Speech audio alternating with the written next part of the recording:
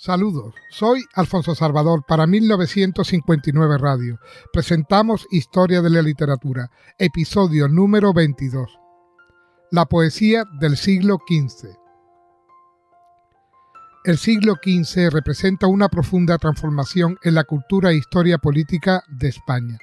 Bajo el reinado de Juan II de Castilla, 1405-1454, que al decir de sus cronistas trovaba y danzaba muy bien, y por su impulso las letras castellanas adquieren inusitado florecimiento. Igualmente, su contemporáneo y pariente Alfonso V de Aragón, 1416-1458, gustaba de rodearse de poetas aragoneses, catalanes y castellanos, a los que protege con regia magnificencia en su corte napolitana. A Juan II sucede en Castilla su hijo Enrique IV, 1454-1474. Es el suyo uno de los reinados más vergonzosos y anodinos de la historia de España. Lo calamitoso de la época da pie a una no escasa literatura satírica. Cuando por fin el prestigio real, la paz y el orden se instaura de nuevo con los reyes católicos, la prosperidad general se refleja ampliamente en el campo de las letras.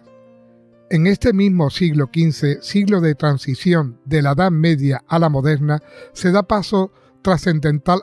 Fue personaje muy influyente en el reinado de Juan II y enemigo declarado de don Álvaro de Luna. Luchó contra los moros y en Olmedo contra los nobles, junto al rey, que le agresió con el título de Marqués de Santillana y Conde del Real de Manzanares. Murió en Guadalajara. Desde el punto de vista literario, su persona resume en buena parte las inquietudes literarias del momento. Muy interesado por la cultura, reunió una importante biblioteca, protegió a los sabios, impulsó la traducción de los clásicos y fomentó grandemente la influencia italiana en las letras. Es pues otro de los más claros precursores del Renacimiento en España. Ahora en prosa. La más importante es la carta proemio al condestable de Portugal, explicativa de la colección de poesías propias que enviaba a este personaje. Manifiesta al marqués sus preferencias literarias y se muestra buen conocedor de los poetas españoles, italianos y franceses. Todo ello hace de este prólogo el primer intento de crítica literaria escrito en castellano. Defiende la poesía como fingimiento de cosas útiles, cubiertas o veladas como muy fermosa cobertura, y es curioso el desprecio que manifiesta hacia la poesía popular, que cabalmente sería la que había de darle fama imperecedera. Piensa que los romances y cantares son propios para alegrar a la gente de baja o servil condición.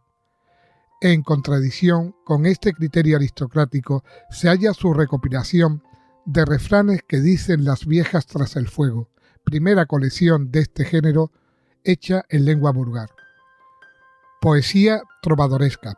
La influencia galaico-provenzal se manifiesta en sus serranillas, cancioneros y decires. De sus 10 serranillas, algunas son de tipo tradicional español, como la de Moncayo o la de Menga de Manzanares. Otras siguen la forma provenzal, como la de Lozoyuela y la conocidísima de Finojosa. Vivo e íntimo sentimiento de la naturaleza, finura e ingenio en la pintura de la serrana, gracia y malicioso donaire en los diálogos, soltura y musicalidad en la métrica, tales son los caracteres de un género que, aunque algo alejado de la ingenuidad y sencillez primitiva, constituye la obra más lograda del marqués y a la que le sitúa entre los principales poetas del siglo XV. Los mismos caracteres imperan en sus cancioneros y decires, en los que a veces intercala también elementos de la poesía popular. Poesía de influjo italiano. La obra de Dante, sobre todo la Divina Comedia, inspira la Comedietta de Ponza, que, en verso de arte mayor, narra la batalla naval de la isla de Ponza, donde cayeron prisioneros de los genoveses el rey Alfonso V de Aragón y su hermano Enrique y Juan. El poema representa el empeño narrativo más importante de Santillana y encierra estimables aciertos descriptivos del referido combate naval. Otras obras de este mismo género alegórico son El infierno de los enamorados y La defunción de don Enrique de Villena. Tiene Santillana 42 sonetos, fecho al itálico modo, algunos de ellos imitación muy directa de Petrarca. Fue, por tanto, el primer poeta español que escribió sonetos, aunque esta composición no se aclimató hasta el siglo siguiente, con Boscán y Garcilaso. Los versos de Santillana son duros e imperfectos, y rara vez coincide su acentuación con el endecasílabo propiamente italiano. Poemas didácticos. El diálogo de Vías contra Fortuna. Aquel filósofo griego discute con la fortuna recordando los principios estoicos acerca de lo transitorio y deleznable de las cosas del mundo. Los proverbios de gloriosa doctrina fueron compuestos para la educación del príncipe don Enrique. Están escritos en versos de pie quebrado y a pesar de la oscuridad de algunos de ellos, tuvieron éxito extraordinario hasta llegar a ser conocido Santillana con el título de Marqués de los Proverbios. La doctrina moral está tomada del libro de los Proverbios de Salomón y de filósofos y poetas griegos y latinos. Otra obra de sátira política es el Doctrinal de Privado, en el que Santillana presenta al ajusticiado don Álvaro de Luna haciendo confesión de sus culpas. En conjunto constituye una feroz diatriba contra el privado de Juan II.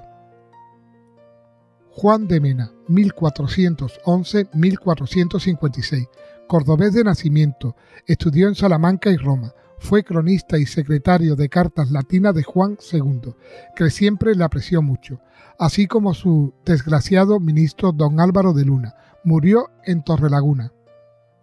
Mena, puro hombre de letras, vivió alejado de las intrigas políticas y de la agitación guerrera, dedicado a la empresa noble y arriesgada de dotar a las letras españolas de un lenguaje selecto y refinado. Obra en prosa. Un intento fallido de crear en prosa este lenguaje culto más rico y poético que el rudo y desierto romance, según dice Mena, fue su traducción de la Ilíada con el título Ilíada en romance, no directamente del griego, sino de un extraordinario latino de la obra de Homero. Poesía. Mena sigue en sus obras poéticas menores decires, canciones y respuestas. Las tendencias propias de la poesía de cancionero son poemas ingeniosos, pero de escaso valor lírico. A la escuela alegórico-dantesca o italianizante pertenecen sus obras de mayor empeño, La Coronación y El laberinto de Fortuna. La Coronación fue compuesta en honor del Marqués de Santillana. Es un poema en quintillas, de no fácil comprensión. El autor finge contemplar las penas del infierno y después, en el Parnaso, ve coronar como poeta a Santillana. El laberinto. La obra capital de Mena es El laberinto de Fortuna, también llamado Las 300, por el número de sus coplas, aunque solo 297 son auténticas. El poema está principalmente inspirado en Dante, con muchos elementos originales y muy destacada influencia de Virgilio y Lucano. El laberinto, poema épico el más importante de nuestra literatura medieval, es la obra de un gran poeta, afectado y monótona con frecuencia, pero también con trozos que reflejan verdadera inspiración e intenso dramatismo. Los momentos de mayor belleza se logran en los fragmentos históricos narrativos como el episodio del Conde de Niebla, el conjunto de la Maga de Valladolid o el llanto de la madre de Lorenzo Dávalos. No logró Juan de Mena plenamente su propósito, que fue crear un gran poema español de carácter alegórico, pero su aliento épico y su sincero patriotismo se conjugan para hacer del laberinto una obra eminentemente nacional. Lenguaje y estilo. Mena, preocupado constantemente por el estilo, quiso establecer, como antes hemos dicho, un lenguaje refinado y culto. Si su propósito fracasó en la prosa, no fue así en la poesía, donde, al lado de innovaciones no aceptadas, logró notables y definitivos aciertos con procedimientos estilísticos, tales como el empleo de neologismos, de hipérbaton, de términos musicales, de perífrasis, etc., que culminaron durante el periodo barroco en el arte exquisito de otro cordobés, Luis de Góngora. Jorge Manrique, hijo del maestre de Santiago. Nació Jorge Manrique en 1440-1478 en Paredes de Nava, Palencia. Hombre muy de su tiempo, poeta y guerrero, tomó parte activa en la vida política de su época. Murió ante el castillo de Garcinuño, Cuenca, en la defensa de los derechos de Isabel la Católica. Tiene Jorge Manrique algunas poesías de temas alegóricos, festivos y amorosos, a la manera tradicional castellana, pero ante la suprema belleza de las coplas por la muerte de su padre, han quedado aquellas casi totalmente olvidadas. Las coplas por la muerte de su padre, las 40 coplas de las que decía Lope de Vega merecían estar escritas en letras de oro, constituyen en su conjunto una emocionante elegía a la brevedad de la vida y a la fugacidad de las cosas mundanas, a la vez que son un elogio fúnebre de don Rodrigo Manrique, padre del dolorido y esperanzado poeta. Comienza el poema con severas reflexiones sobre la transitoriedad de la vida humana. Enseña luego cómo la muerte iguala a todos los hombres y cómo la efímera existencia ha de servir para ganar la eternidad feliz. Como puede apreciarse, el contenido de las coplas lo forman ideas muy comunes para un cristiano medieval. En la Biblia y en los Santos Padres, filósofos antiguos, Boecio, etc., no es difícil encontrarlas. Por otra parte, también se halla en el poeta anterior a Manrique como Santillana y especialmente en su tío Gómez Manrique. Valoración de las coplas. Mas al lado de este fondo tradicional, algo nuevo y desusado hay en las coplas, en la hondura de sentimiento del poeta, su compenetración vital con los pensamientos que en tan tristes circunstancias fluyen naturalmente de su alma, y finalmente la máxima sobriedad y llaneza de expresión, sin apenas imágenes y metáforas, pero con suprema corrección e inigualable belleza. Lo que da eternidad a las coplas, dice Menéndez Pelayo, y la convierte en una doctrinal de cristiana filosófica, es que Jorge Manrique, arrancado del dolor individual, se levanta a la consideración del dolor humano en toda su amplitud y trascendencia. A estos efectos poéticos ayuda también el ritmo pausado de cadencia suave y nostálgica de la estrofa de pie quebrado y la flexibilidad de la lengua castellana que, por entonces, había alcanzado casi plenamente las mayores posibilidades expresivas. Adviértase, finalmente, cómo Jorge Manrique, hombre de la Edad Media, pero asomado al Renacimiento, reconoce la existencia de una tercera vida, la de la fama gloriosa, además de la temporal perecedera y la eterna verdadera.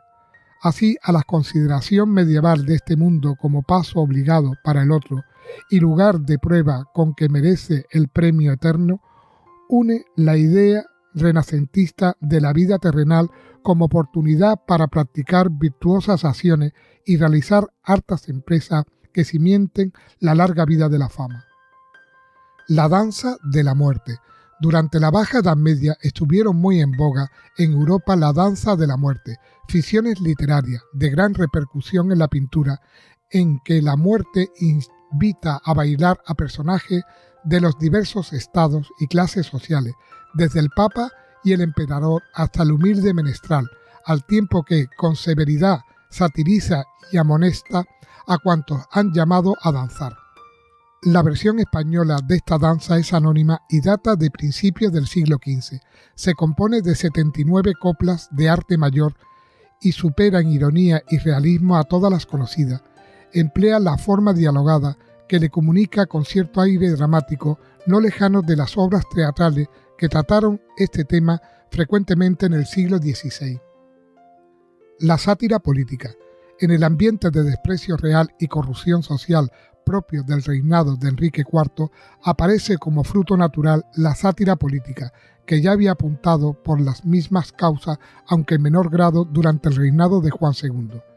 Este género de sátira está representado por las coplas de Ay Panadera, compuesta para zarherir a los nobles que, sublevados contra Juan II y su privado don Álvaro de Luna, fueron vencidos casi sin combate en la batalla de Olmedo.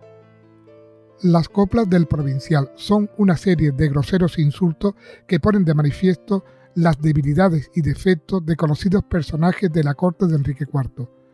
Contra el mismo rey Enrique IV y su favorito Beltrán de las Cuevas van dirigidas las coplas de Mingo Revuelgo. no exentas de valor literario, ocultan con una alegoría pastoril el ataque y la lesión moral. Espero que os haya gustado y muchas gracias por escucharme. Un saludo.